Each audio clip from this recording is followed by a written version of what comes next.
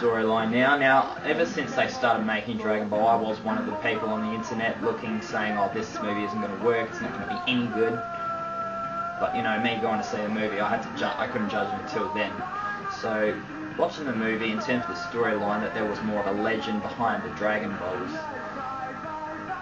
I didn't understand why they did that. I don't get why they couldn't just make it more in tune to the comics. I mean, I understand why a lot of people have been talking about how the movie wasn't that good because they didn't. The movie hasn't been that good because it's not staying true and tune to the comics. Because then they're talking about doing that more in terms of the sequels. You've got to start doing that from the beginning, I believe.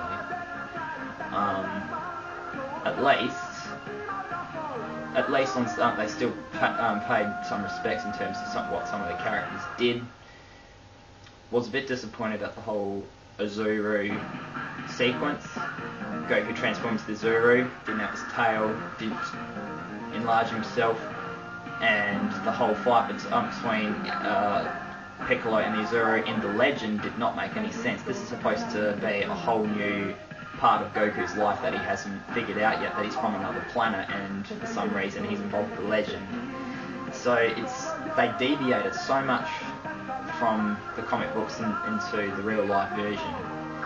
Goku wearing the gi, I did like the how they made the gi. I thought it looked really presentable. I think they did the best job that they could do. At least they could have talked about the symbol, the Kame Sennin symbol on the back of the gi.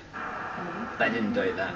I did like that they used some of the original Japanese names instead of the English names, like for Shenron, they called him Shenlong. Mount Powers, they said Mount Paozu. Don't know why Master Roshi called Goku's grandfather Gohan instead of Han. Don't know what happened there. But and also about the storyline, I do believe that they probably could have included a little bit more about setting up for a sequel. I don't understand why they ended it with Piccolo waking up in somebody's bed and somebody's looking after him. I didn't understand that part. They didn't really reveal if Maya was dead or not when Yamcha shot her. But it did enough. Like, at least they ended it with Goku and Chi-Chi fighting just in the way they did in the comic. Not just in the way, but similar to it. When they fought together, they fought each other at the end of it, like they did in the comics. They did that, except they did that in a tournament. Out of 10, I'd probably give it about 6.5 out of 10. Only because I reckon they could have done some other things with it. At least they still started off really small with the original characters, which were Goku, Bulma, Chi-Chi, and Master Roshi and Yamcha. At least they still paid dues to that. Didn't really have a big problem that they didn't put in Krillin or Tien or Chiaotzu, because I reckon it would have been difficult to put those guys in because, you know, Krillin's a midget, Tien has 3 eyes, and Chiaotzu's a clown, so I didn't really have a problem with that. If they try to project him in the next film, I would be happy to hear that, because I've already gone through enough disappointments with this film. And if they do bring in Raditz and Vegeta, it'll be interesting to see if they'll do anything different with the hair, because Goku's hair was a little bit goofy. So, you know, 6.5, because some of the acting could have been better. I think Justin Chatwin didn't do a good job at his acting. Master Roshi was okay at it.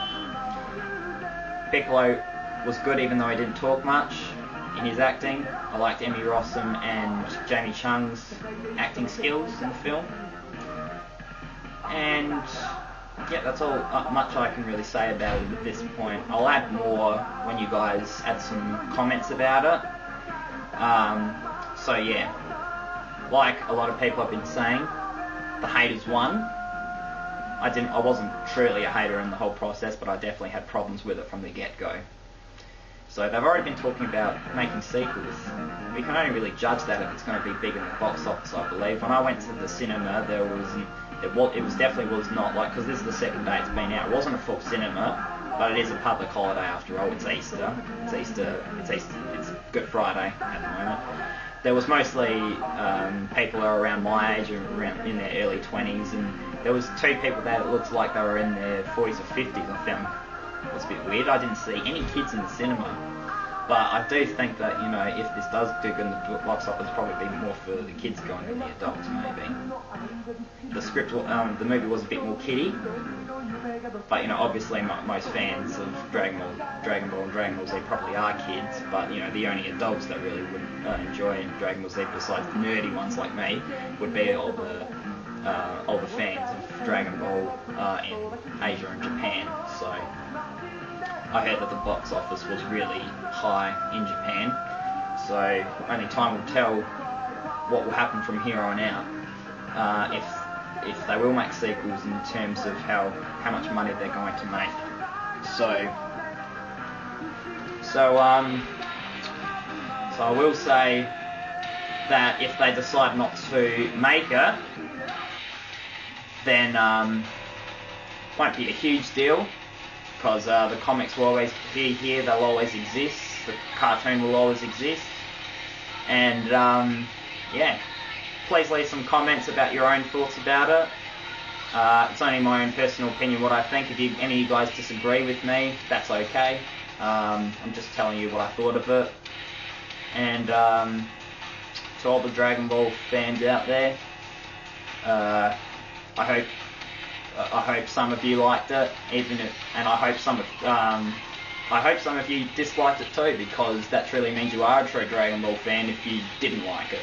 So please give me some posts, tell me what you thought of the movie. Have a good one.